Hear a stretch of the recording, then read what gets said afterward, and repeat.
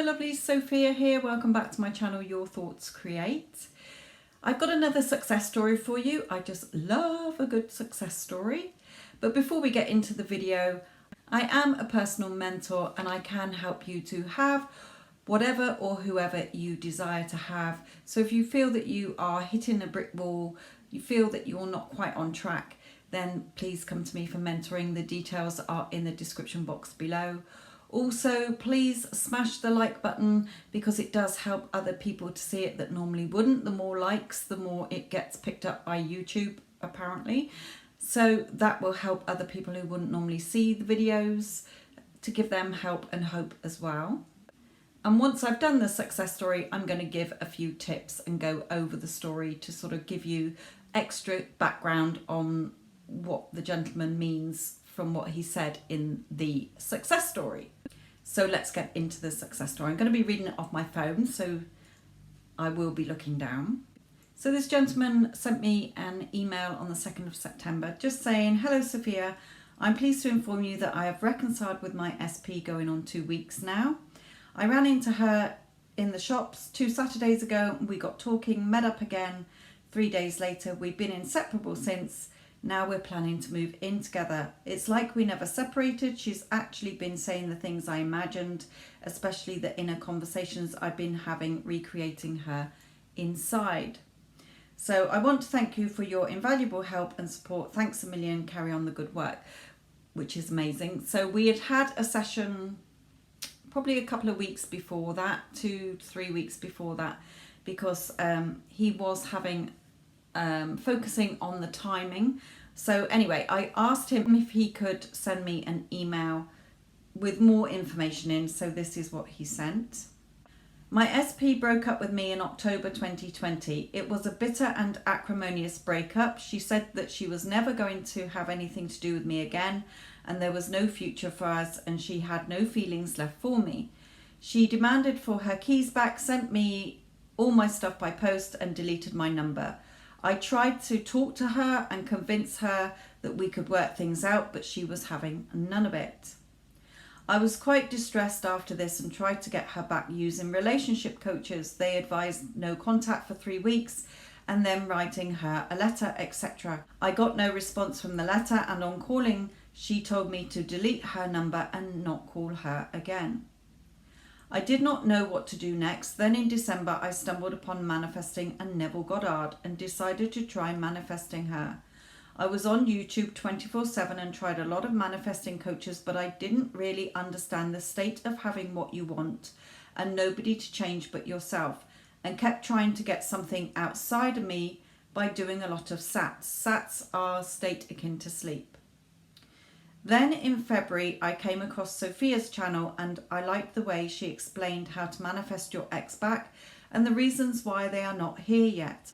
So I got the mentoring video from her, which explains how manifesting works, also has a PDF of affirmations and an inner dialogue recreating your specific person within yourself.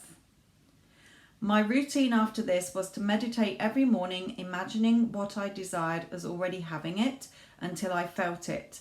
Then, still in the meditative mode, read all the affirmations on the PDF. Not just read, but I thought on it until I felt what it meant to be the creator of my reality. Then I did the inner dialogue. This usually took me about an hour. Then I got ready for work, listening to the video on how manifesting works. I did this every day until I practically knew all the affirmations by heart, and for months up until August when my SP came back. I still did SATs, state akin to sleep, once in a while, but I found it increasingly not needed. Now, what I have learned from Sophia and through my manifesting journey is that indeed there is no one to change but yourself. Your SP is always with you as there is no separation, but you need to get into the state of someone who already has what is desired. It's not about techniques, but the feeling and the state of already having it. I found the inner dialogue part of the PDF invaluable and perhaps the best part because it helped me to recreate my SP inside me. Since we have been together, she has said almost everything in that inner dialogue in the actual 3D. So everything that he was talking to her within. Whilst they were in no contact, he was talking to her as if she was still there, because she is. Okay, your SP, even though you're in no contact or getting hot and cold behavior in the 3D, they still hear you inside. You're still connected by energy. So by talking to them within in the correct way, not arguing and going over the old story, which is keeping the old story in place, he recreated the better version of her to come forward, so that when he did bump into her, she wasn't go away again. Okay, she was now a changed version because he'd recreated the new version. Anywho, she was then saying things to him that he'd been saying to her. He hadn't told her any of the stuff that he'd been saying to her internally. She repeated them because she heard him. I did have a lot of doubts along the way, especially recreating the 3D and wondering about time and how it was going to happen. And I had another session with Sophia, and I understood that time was none of my business, as long as I understood that it was going to happen. And even if I doubted, as long as I did not stay in doubt but shifted my energy immediately to it's already happened and affirming that. So I continued, determined and convinced that I was creating my reality and no one else. At times I nearly gave up, thinking this is not working for me, but deep down inside I knew I was always manifesting anyway, and I should manifest what I really wanted to. So I continued affirming and maintaining the state of having it as much as possible. Then late in August, I did have a dream that night that we were back together. Next morning, I went about my normal business and I thought about getting food from a shop. Debated it in my mind whether to bother or not, but decided to get it, and right in front of the shop, I ran into her and we got talking, fixed a date for a couple of days after that, met up again after that, and since then we've been inseparable and we are planning to move in together now. Brilliant. Absolutely. I do, as I say, love a good success story. So there are a couple of points here that I want to go over with you. So he first worked on his self-concept. He had to get out of that needy, desperate chasing energy into the more grounded energy and being back in his power.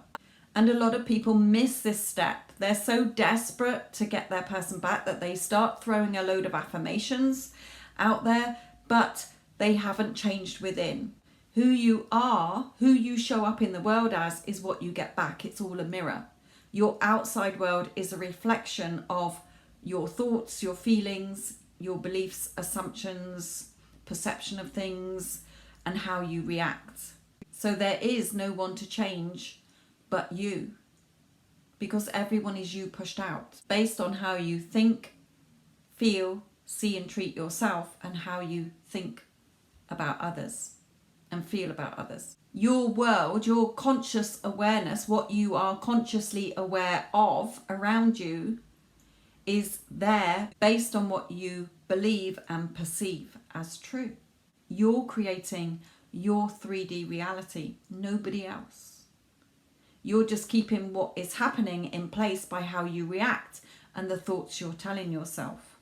And I love the Michael Jackson Man in the Mirror verse or the chorus where it says, I'm starting with the man in the mirror. I'm asking him to change his way. And no message could be clearer. If you want to make the world a better place, take a look at yourself and make a change.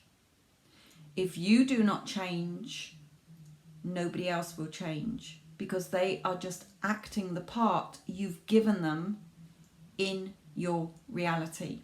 So if you don't like the way that somebody is treating you, you have to change your thoughts about them, your feelings about them, stop going over the old story. Okay, there's just so much. I've done lots of videos. I've tried to do my channel videos in order so that you can get an understanding of how this works. But if you need to go back over something, go and look back at the other videos. You are continuously thinking all day long. And Neville says, and I'm going to quote you from one of his lectures here, talking to oneself is a habit everyone indulges in. We could no more stop talking to ourselves than we could stop eating and drinking. All that we can do is to control the nature and direction of our inner conversations. Most of us are totally unaware of the fact that our inner conversations are the causes of the circumstances in our lives, because your thoughts create what you're telling yourself, about your situations, about your circumstances, about people, is what you're going to see back. Your outside world is a reflection of your inner world. Another saying is, you have to learn to decipher your feelings and choose the thoughts that feel better to you. The thoughts that feel better are where your power is. So it all starts and ends with you. Nobody else is to blame. Nobody else has caused it. It starts and ends with you. Your reality is what you have made, because everyone is you pushed out, and everyone will bring you your desires. It could be a long video if I get into all this. So he worked on his self-concept. He worked on his power. I am the powerful creator of my reality, and the other affirmations I give to my mentoring clients. So he did his power affirmations to remind himself that nobody was creating his reality except him, that everyone was him pushed out. He worked on his self-concept. I am good enough. I am worthy enough. I'm centered, aligned, balanced, stable, secure, etc. He then did the inner conversation work, where he was talking to his SP, creating the best version of his SP. He wasn't interested in the outside 3D old version that told him basically to drop off the face of the earth. He worked on recreating a new version, because your inner world leads and your outer world follows. You are connected to everyone around you in your conscious awareness, your conscious reality, by your energy. Your energy is constantly being projected from you. So think of it in a couple of ways. Think of it like a radio. You have your radio, you are searching and scanning the radio, the airwaves, the radio waves, to pick up the station that you want to listen to, the same as your TV. You're constantly giving off energy for others to pick up on. And your thoughts, your feelings, and your spoken word are your energy that you're giving off. Science proves this. Quantum physics proves this. Einstein and many other people in the scientific world have proved this. So what you think about yourself, what you think about others, is what you're going to get. How you feel about yourself, feel about others, circumstances, situations, places, is what you're going to get. What you're going around moaning and complaining about or talking positively about is what you're going to get. That's why it starts and ends with you and how you react. So I say to my clients, if you are in the wrong energy, the wrong vibrational energy, because you're in a low vibrational energy, so you are in doubt, fear, feeling insecure, fearing rejection, fearing success, fearing abandonment, you are feeling upset, frustrated, angry, jealous, okay, you are in the wrong energy. So you are a bit like a skunk that is spraying off this stinky energy, okay? It is repelling people and your SP from you. So think of it yourself when you've been around people and you've say to other people, oh, they're just so negative, or they just moan all the time, or we hear the saying emotional vampires. They drained you of your energy because their energy that they were giving off was making you feel low. So when you're in the wrong energy, desperate, needy energy, and you're blowing up your person's phone and you're trying to convince them to get back with you, it's the wrong energy. That's why you're not getting the results you want.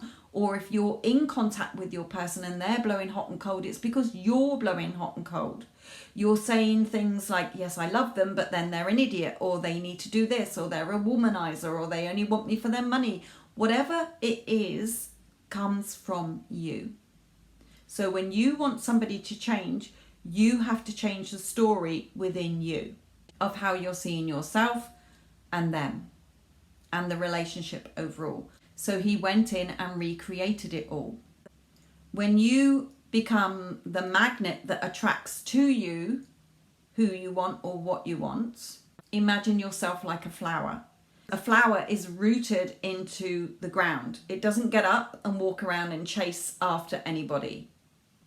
It stays in the ground rooted. It's centered, it's aligned, it's stable, it's balanced, and it's secure. And it's confident. It's got that beautiful flower head, that pretty rose, that beautiful daisy, tulip, or whatever. So the bees are attracted to the flower. So where your energy is and what frequency you're giving out is what you will attract back. And I talk about this in my other videos. The issue with the timing, it is not your job to work out how it's going to happen and when it's going to happen, because you should be living in the end as if you already are the person that has what you want and is who you want to be. So if you're wanting to be living with your specific person, then how would you feel if you were the version of you that was living with your person? You wouldn't be in that desperate, needy energy because you would be living with them. If you wanted to marry them, then you would be feeling like their husband or wife. So there's part from Neville's book, The Power of Awareness, that I want to read out as well, which is very significant to why people fail to get what they want or who they want. So this book would not be complete without some discussion of failure in the attempted use of the law of assumption. It is entirely possible that you either have had or will have a number of failures in this respect, many of them in really important matters. If, having a thorough knowledge of the application and working of the law of assumption, you faithfully apply it in an effort to attain some intense desire and fail, what is the reason? If to the question, did you persist enough? You have to persist for it to harden into actual fact. So if you've persisted and you can answer yes, but still the attainment of your desire was not realized, what is the reason for failure? The answer to this is the most important factor in the successful use of the law of assumption. The time it takes your assumption to become fact, your desire to be fulfilled, is directly proportionate to the naturalness of your feeling of already being what you want to be, or of already having what you desire. So the fact that it does not feel natural to you to be what you imagine yourself to be is the secret of your failure. You don't attract what you want, you attract who you are if you had what you want. That is why he talks about shifting states to the state of the wish fulfilled. Regardless of your desire, regardless of how faithfully and intelligently you follow the law, if you do not feel natural about what you want to be, you will not be it. If it does not feel natural to you to get a better job, you will not get a better job. The whole principle is vividly expressed by the Bible phrase, you die in your sins. You do not transcend from your present level to the state desired. So he says, how can this feeling of naturalness be achieved? The secret lies in one word, imagination. And he says, assume that you are securely chained to a large, heavy iron bench. You could not possibly run. In fact, you could not even walk. In these circumstances, it would not be natural for you to run. You could not even feel that it was natural for you to run. But you could easily imagine yourself running. In that instant, while your consciousness is filled with your imagined running, you have forgotten that you are bound. In imagination, your running was completely natural. The essential feeling of naturalness can be achieved by persistently filling your consciousness with imagination, imagining yourself being what you want to be or having what you desire. Progress can spring only from your imagination, from your desire to transcend your present level.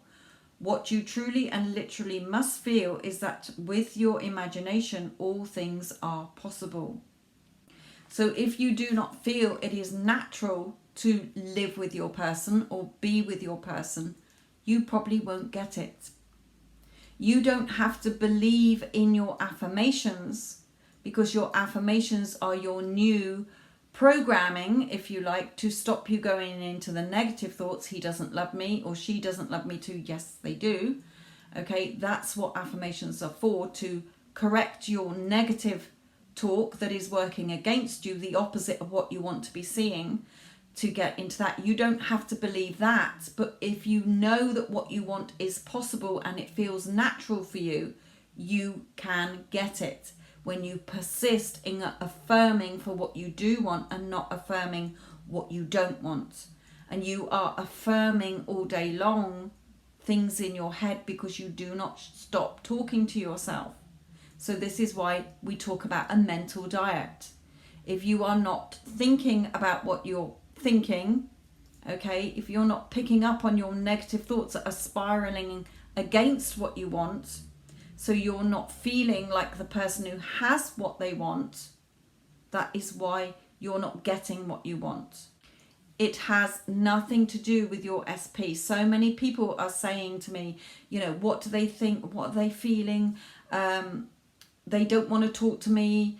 The circumstances are this. It doesn't matter what the current circumstances are, because they are your old thoughts that are holding them in place. If you have a circumstance that is working, or you see as a problem or an obstacle, and you keep focusing on that, it's going to stay as a problem or an obstacle.